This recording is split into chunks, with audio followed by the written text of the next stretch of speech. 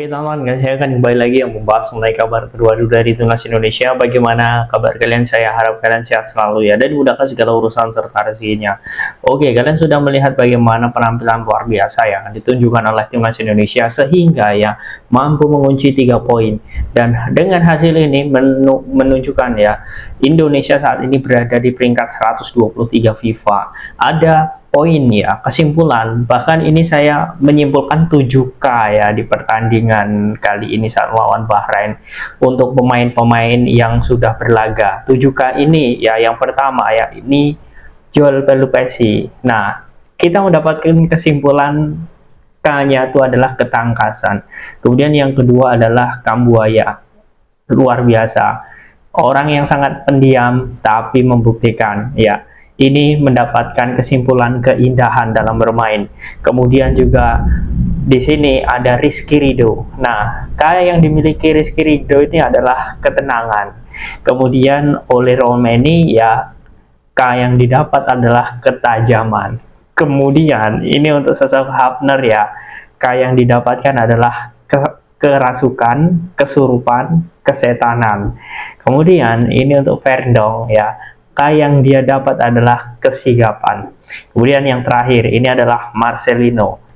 Yang dia dapatkan adalah kebiasaan. Nah, kalian bisa simpulkan sendirilah bagaimana permainan Marcelino Ferdinand kemarin malam. Tapi menurut saya ini menjadi hal yang sangat bagus lah. Kita tidak perlu mengkritik bagaimana kekurangan pemain A, pemain B. Yang jelas ada beberapa kekurangan yang itu bisa ditutupi dengan kelebihan ya. Dan menurut saya ini menjadi awal yang bagus bagi Coach Patrick Kluivert, Alex Pastoor, kemudian Danny Lanzat untuk membuktikan bahwa lawan Cina harus bisa tampil lebih baik lagi. Karena ini akan menjadi laga penentuan. Nah, di sini saya akan membahas tuntas tonton ya mengenai skema yang akan diturunkan ya ketika melawan China. Karena kalau saya lihat teman-teman, untuk melawan Cina nanti kita sudah dipastikan kehilangan 2 pemain ya, yakni Maarten Paes yang akumulasi dan juga Marcelino Ferdinand. Tapi menurut saya ini sangat luar biasa ketika Timnas Indonesia memainkan lagi sosok Joel Pelupesi. Nah, kira-kira saat melawan Cina nanti strateginya seperti apa? Di sini saya akan bahas tuntas tontonnya. Sebelum saya lanjut ya, bagi kalian yang sekarang lagi sibuk ya nyari parfum ya untuk lebaran, untuk jalan-jalan, untuk kerja, apalagi kalau kalian punya masalah bau badan, mending kalian coba deh beli parfum premium ini. Ini super premium ya, beli 1 nanti kalian itu dapatnya 2 seperti ini ya. Kemudian ditambah lagi seperti ini. Jadi kalian akan dapat 4 botol. Ketahanan wanginya 10 hingga 20 jam. Jarak 3 meter masih tercium. Harganya ini lagi sedekah tokonya karena cuma 50.000 bisa kalian dapatin 4 botol seperti ini. Yang mau saja ya, langsung kalian klik di pojok kiri bawah ya. Buruan, stoknya terbatas. Oke, kita langsung lanjut lagi ya. Oke, kita langsung lanjut lagi ya mengenai pembahasan saat melawan China nanti. Nah, kalau kita lihat jelas ya, skuad atau komposisi yang diturunkan oleh Patrick Kluivert itu menurut saya tidak jauh berbeda ketika melawan Bahrain, karena ini sudah nemu polanya ya. Kalau kita memanfaatkan apa yang sudah menjadi strategi lama ya, menurut saya ini cocok banget. Timnas Indonesia tidak bisa dipaksakan pakai taktik total football, itu tidak bisa. Dan Alex Pastoor juga sudah mengatakan Indonesia tidak bisa menggunakan taktik total football. Dan jelas ya melawan China ini kurang lebih seperti ini ya, Jenny, Ridho ya, kemudian Dix ya, dan ini jelas Emil. Nah, Emil ini jelas akan jadi kiper nantinya, karena memang kalau saya lihat kalau Emil tidak cedera ya, ini dipastikan dia debut karena memang Maarten Paes sudah akumulasi. Nah, ini yang menarik teman-teman.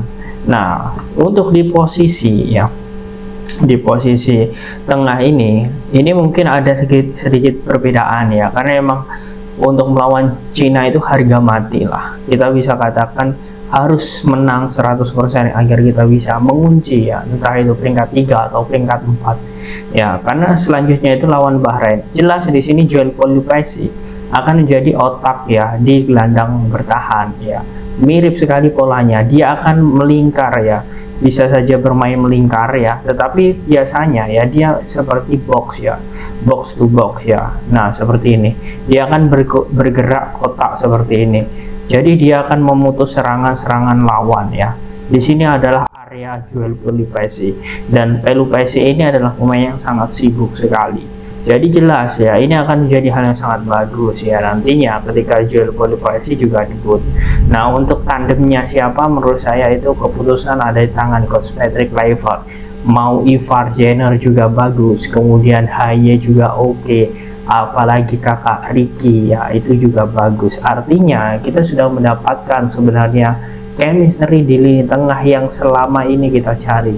Dengan adanya Joel Pelupessy ya, ini membuktikan bahwa sebenarnya timnas Indonesia itu mampu untuk bisa bersaing ya, dan ini akan menjadi harapan sangat besar. Marcelino Ferdinand tidak bisa bermain, jelas di situ masih ada Eliano mungkin jika memang tidak bisa bermain juga, di situ masih ada Dian James ya.